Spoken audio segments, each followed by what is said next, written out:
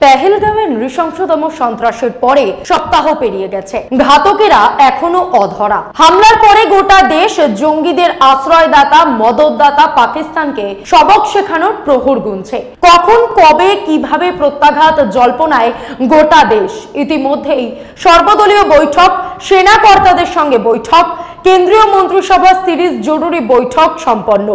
পেহেলগাঁওয়ের পাল্টা অকল্পনীয় জবাব কিভাবে, কোন পন্থায় তা ঠিক করার পূর্ণ স্বাধীনতা দেশের সেনাবাহিনীকে অর্পণ করে দিয়েছেন প্রধানমন্ত্রী নরেন্দ্র মোদী। এখন শুধু অপেক্ষা। নমস্কার, আমি মধুরিমা ভৌমিক, আর দৈনিক সংবাদ অনলাইনে আপনারা দেখছেন সত্যি আসলে বেদনাদায়ক। প্রথমে বিহারের জনসভা, তারপর রেডিওতে মন কি বাত। প্রধানমন্ত্রী দেশের অভিপ্রায় স্পষ্ট করে দিয়েছেন, এবার সেটা কাজে করে দেখানোর পালা। করে দেখানো মানে আপাতত যারা পেহেলগাঁও হামলার দায় স্বীকার করেছে সেই পাকিস্তানের লস্করি তৈবা শাখা সংগঠন টিআরএফ কে মাটিতে মিশিয়ে দেওয়া। এর পাশাপাশি কি পাকিস্তানের সঙ্গে পুরনো যুদ্ধ শুরু করা, নাকি পাকিস্তানকে আর্থিক, বাণিজ্যিক, কূটনৈতিকভাবেও প্রত্যাঘাতের পরিকল্পনা? 29 এপ্রিল লোককল্যাণ মার্গে নিজের বাসভবনে chief of defence staff Anil Chauhan, 3 সেনা প্রধান, জাতীয় নিরাপত্তা উপদেষ্টা অজিত ডোভাল, প্রতিরক্ষা মন্ত্রী রাজনাথ সিং এর সঙ্গে বৈঠকে প্রধানমন্ত্রী সাফ বলে দিয়েছেন সন্ত্রাসবাদকে গুড়িয়ে দেওয়া জাতীয় সংকল্প। এই বৈঠক শেষ হওয়ার পরেই প্রধানমন্ত্রীর বাসভবনে গিয়ে মোদীর সঙ্গে বৈঠক করেন সরসংঘ চালক মোহন ভাগবত। এটা অত্যন্ত তাৎপর্যের ঘটনা যে মোদী প্রধানমন্ত্রী হওয়ার পরে এই প্রথম ভাগবত প্রধানমন্ত্রীর বাসভবনে গেলেন। এর আগে উরি, পুলওয়ামার সন্ত্রাসবাদী হামলার জবাবে সেনার সার্জিক্যাল স্ট্রাইক, বালাকোটে বায়ুসেনার বিমান হানা হয়েছিল, কিন্তু কোনো আক্রমণের আগে প্রধানমন্ত্রী, প্রতিরক্ষা মন্ত্রী, জাতীয় নিরাপত্তা উপদেষ্টা, সামরিক বাহিনীর প্রধানদের বৈঠকের ছবি প্রকাশ্যে আনা হয়নি। ভারত যা করেছিল অত্যন্ত গোপনে করেছিল, এবার তা হয়নি। পেহেলগাঁওয়ের কাণ্ডের পরদিন ভোরে সৌদি আরব থেকে সফর কাটছাট করে প্রধানমন্ত্রী ফেরার পরে তার সঙ্গে বিমানবন্দরের লাউঞ্জে বিদেশমন্ত্রী, বিদেশ সচিব, জাতীয় নিরাপত্তা উপদেষ্টার বৈঠকের ছবি থেকে শুরু করে গতকাল নিজের বাসভবনে অত্যন্ত স্পর্শকাতর বৈঠকের ছবিও প্রকাশ্যে আনা হয়েছে। এটাও তাৎপর্যের বিষয়। পাকিস্তানকে সবক শেখাতে আর্থিক এবং বাণিজ্যিক পন্থা হিসেবে সিন্ধু জলবন্টন চুক্তি স্থগিতের ঘোষণা থেকে শুরু করে মোট 6,30,00,000-এর বেশি ফলোয়ার সম্বলিত ভারতে 16টি পাকিস্তানে ইউটিউব চ্যানেল বন্ধ করে দেওয়া, বিবিসি তাদের একটি প্রতিবেদনে পেহেলগাঁওয়ে হামলাকারীদের সন্ত্রাসবাদী না বলে মিলিটেন্ট মানে জঙ্গি বলায় তাদের কড়া বার্তা পাঠানো, মার্কিন বার্তা সংস্থা অ্যাসোসিয়েটেড প্রেস এবং ব্রিটিশ বার্তা সংস্থা রয়টার্স এই মর্মে বার্তা দেওয়া যে কাশ্মীর ইস্যুতে পরিস্থিতির গুরুত্ব কমিয়ে দেখানো কিংবা তথ্যগত ভুল করলে কড়া ব্যবস্থা নেওয়া হবে। এবং সর্বশেষ ফ্রান্স থেকে 63,000 কোটি টাকায় আরো 26টি রাফাল যুদ্ধবিমান কেনার জন্য চুক্তিতে সই। পেহেলগাঁওয়ে ভয়াবহ প্রাণঘাতী সন্ত্রাসী হামলার পর থেকেই ভারত ঠাড়ে ঠোড়ে অভিযোগ করছে হামলার সঙ্গে ইসলামাবাদ জড়িত। ইসলামাবাদ স্বাভাবিকভাবেই তা নাকচ করে চলেছে। উল্টে রাশিয়া এবং চীনের কাছে পাকিস্তান পেহেলগাঁও কাণ্ডের আন্তর্জাতিক নিরপেক্ষ তদন্তের দাবি জানিয়েছে। মোট কথা, উভয় দেশ পাল্টাপাল্টি নানান পদক্ষেপ নিয়ে চলেছে। এর ফলে নিশ্চিতভাবেই দুই যুযুধান প্রতিবেশী দেশের মধ্যে উত্তেজনা বাড়ছে। পেহেলগাঁও হামলার পর থেকে 4 দিন দুই দেশের সীমান্ত রক্ষা বাহিনীর মধ্যে এলওসিতে গোলাগুলি হয়েছে।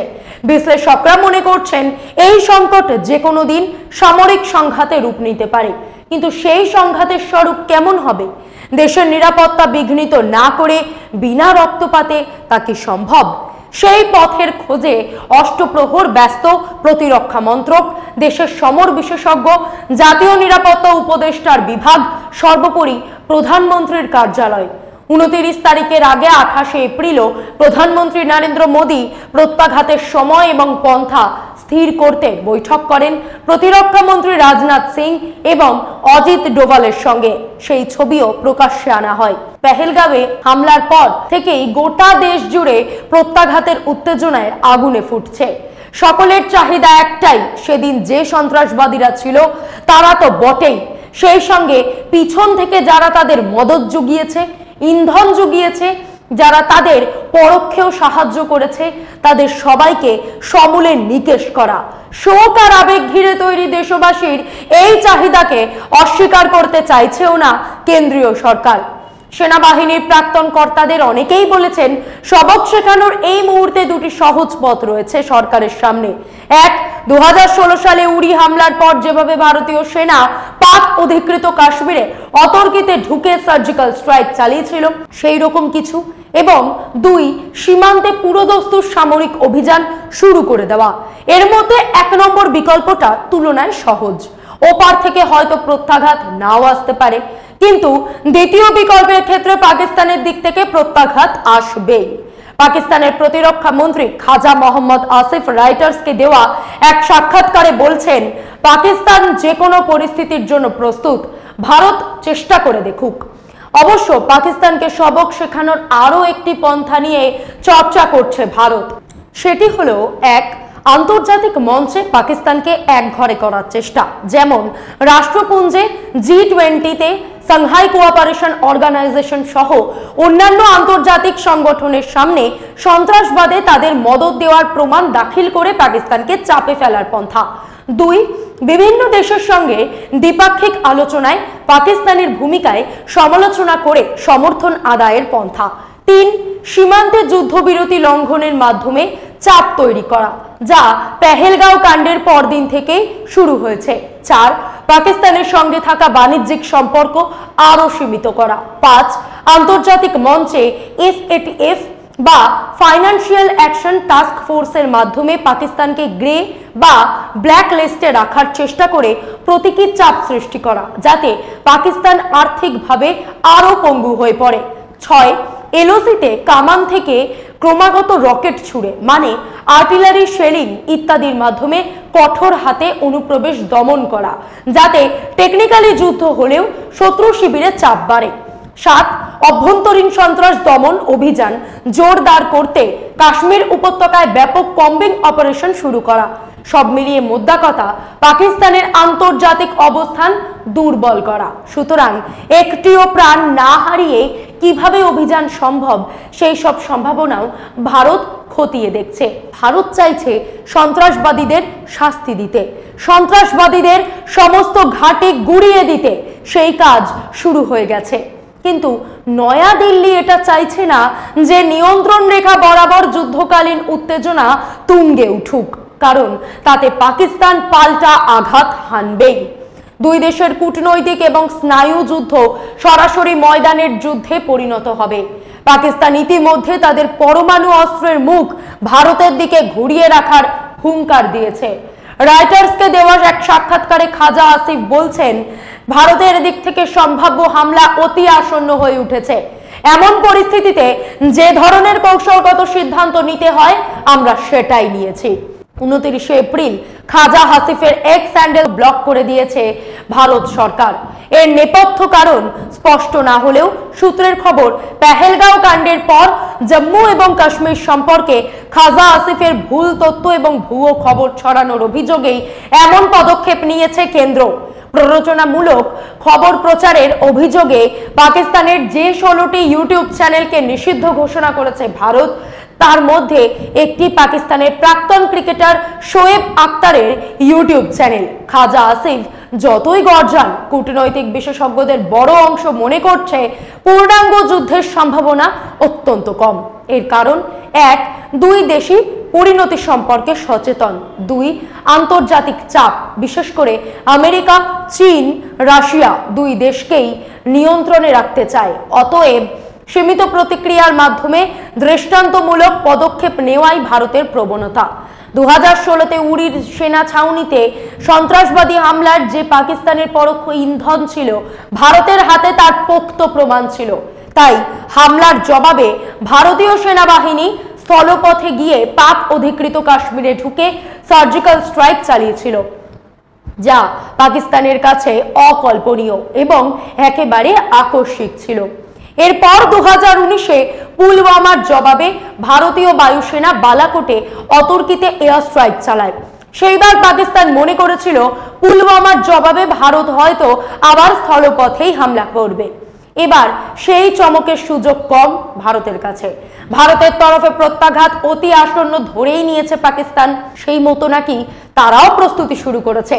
ফলে ভারতকে এখন এগোতে হবে নিখুঁত পরিকল্পনা নিয়ে। মূলধারার এক টিভি সঞ্চালক ভারতীয় সেনার অবসরপ্রাপ্ত মেজর জেনারেল জিডি বক্সিকে পেহেলগাঁও কাণ্ড নিয়ে নানান প্রশ্ন করেছিলেন। টিভি সঞ্চালক তার কাছে জানতে চেয়েছিলেন, পেহেলগাঁওয়ে হামলার নির্দেশ দিয়েছিলেন এমন কোন পাকিস্তান সেনাবাহিনী বা গোয়েন্দা সংস্থার মেজর বা ব্রিগেডিয়ারকে কি কিনেটিক অভিযানের মধ্যে হত্যা করা হতে পারে? কর্মজীবনে কাশ্মীরের নিরাপত্তার মাথায় থাকা সেনা পদকে ভূষিত মেজর জেনারেল বক্সির উত্তরে পাকিস্তানের সেনাবাহিনী এবং তাদের গোয়েন্দা সংস্থাগুলিকে হামাস এবং তাদের কর্মকাণ্ডের সঙ্গে তুলনা করে মন্তব্য করেন, পাকিস্তানের বিরুদ্ধেও গাজার ওপর ইসরায়েলি অভিযানের মতো পদক্ষেপ নেওয়া উচিত। জেনারেল বক্সির মন্তব্য নিঃসন্দেহে খুব বিতর্কিত, কারণ গাজা সম্পর্কে ভারতের মনোভাব আদৌ কঠোর নয়, বরং মানবিক। কিনেটিক অভিযান বা দীর্ঘমেয়াদী সামরিক যুদ্ধ ভারত আদৌ চাইছে বলে মনে করছে না সংশ্লিষ্ট মহল। তাতে রক্তপাত এবং বিপুল খরচের ঝুঁকি আছে। তাছাড়া একের বিরুদ্ধে এক লড়াই আন্তর্জাতিক দরবারে গিয়ে পৌঁছক, সেটাও ভারতের কাম্য নয়। পাকিস্তান কিছু হলেই সীমান্ত সমস্যাকে রাষ্ট্রপুঞ্জে গিয়ে ফেলছে, কিন্তু ভারতের অবস্থান প্রথম থেকেই এক জায়গায়। দুই দেশের মধ্যে কূটনৈতিক আলোচনার মাধ্যমে যে কোনো পারস্পরিক সমস্যা মেটানো। আন্তর্জাতিক দুনিয়াও ভারত পাক সমস্যা থেকে নিজেদের তফাতে সরিয়ে নিয়েছে অনেক দিন। এমনকি পাকিস্তানের মিত্র বলয় পশ্চিম এশিয়া মানে মধ্যপ্রাচ্যের রাষ্ট্রগুলিও ভারত এবং পাকিস্তানকে আলাদা করে দেখা শুরু করেছে। মার্কিন প্রেসিডেন্ট ডোনাল্ড ট্রাম্প 25শে এপ্রিল কাশ্মীর নিয়ে ভারত পাকিস্তানের বিরোধকে 1000 বছরের পুরনো বলে মন্তব্য করেছেন।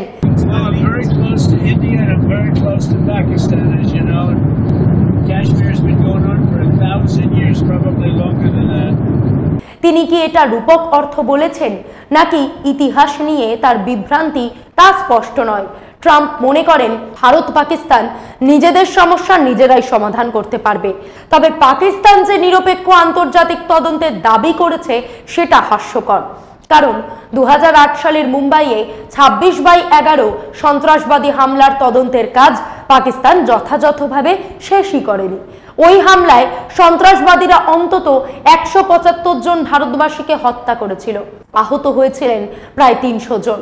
তাই পাকিস্তানের আন্তর্জাতিক তদন্তের দাবি ধোপেই টেকে না। পেহেলগাঁওয়ের উদ্ভূত পরিস্থিতিতে সাঁড়াশি আক্রমণে পাকিস্তানের টুটি চেপে ধরতে টু ফ্রন্ট ওয়ার এর পরিকল্পনাও শুরু করেছে নয়াদিল্লি। সেই লক্ষ্যে আফগানিস্তানকে পাশে পেতে চাইছে নরেন্দ্র মোদী সরকার। পেহেলগাঁওয়ের সন্ত্রাসী হামলার 5 দিন পর 27শে এপ্রিল আফগানিস্তানের রাজধানী কাবুলে তালিবান সরকারের সঙ্গে বৈঠক করেন ভারতীয় বিদেশ মন্ত্রকের বিশেষ প্রতিনিধি আনন্দ প্রকাশ। তালিবান সরকারের তরফে তার সঙ্গে বৈঠক করেন বিদেশমন্ত্রী মৌলভী আমির খান মুত্তাকি। আনন্দ প্রকাশ বর্তমানে আফগানিস্তান, ইরান এবং পাকিস্তান ডেস্কের ডিরেক্টর জেনারেলের দায়িত্বভার সামলাচ্ছেন। তবে ভারতীয় উপমহাদেশে পরমাণু যুদ্ধের হুমকি এবং ক্রমাগত সামরিক উত্তেজনার বাতাবরণ বেশি দিন স্থায়ী হলে মধ্যপ্রাচ্য সহ আন্তর্জাতিক সম্প্রদায়ের কাছে তা উপদ্রবের কারণ হয়ে দাঁড়াবে, যার অর্থনৈতিক পরিণতিও খুব ভালো নয়। এই অবস্থায় ভারত এটাই চাইছে দীর্ঘমেয়াদী যুদ্ধে না গিয়ে সন্ত্রাসবাদীদের উচিত শাস্তি দিতে, যদিও ভারতের তরফে সেই অভিযান কতটা স্বল্পমেয়াদী হবে বলা মুশকিল। এমন কিছু হলেই পাকিস্তান, বাংলাদেশ এবং চীনও জড়িয়ে পড়বে অভিযানে, কারণ চীনের প্রেসিডেন্ট শি জিনপিং এর অন্যতম উচ্চাকাঙ্ক্ষী প্রকল্প $1 trillion belt and road initiative প্রকল্প।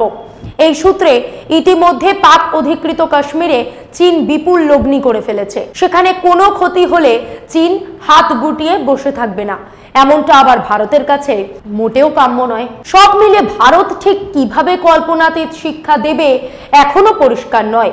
ভারতীয় নৌসেনার তরফে ইতিমধ্যেই জানিয়ে দেওয়া হয়েছে তারা যে কোনো সময়, যে কোনোখানে, যে কোনো রকম হামলার জন্য তৈরি। 27 এপ্রিল রবিবার আরব সাগরে কড়া মেজাজে ভারতীয় নৌসেনাকে দেখা গেছে জাহাজ থেকে পরপর ব্রহ্মোস ক্ষেপণাস্ত্র নিক্ষেপ করা হয়েছে। মাঝ সমুদ্র থেকে ওই ক্ষেপণাস্ত্র ছোড়া হয়েছে। সেদিন মহড়াতেই প্রত্যাঘাতের বার্তা দিয়েছে ভারত। যেহেতু এর আগে স্থলপথে এবং আকাশপথে ভারতীয় সেনা হামলা চালিয়েছে, নৌসেনার মহড়া দেখে মনে হচ্ছে এবার কি প্রত্যাঘাতের ক্ষেত্রে নৌসেনাকে বেছে নেওয়া হতে পারে। ভারতীয় বায়ুসেনার অবসরপ্রাপ্ত এক কর্তা টিভি চ্যানেলে বসে বলেছেন, বায়ুসেনার কাছে এমন ক্ষেপণাস্ত্র রয়েছে যা দিয়ে নিয়ন্ত্রণ রেখা অতিক্রম না করেই হামলা চালানো যেতে পারে। তার জন্য ভারতীয় যুদ্ধ বিমানের পাকিস্তানের এলাকায় ঢোকারও প্রয়োজন নেই। এছাড়া ড্রোন বা পাইলটহীন বিমান থেকেও হামলার সুযোগ রয়েছে।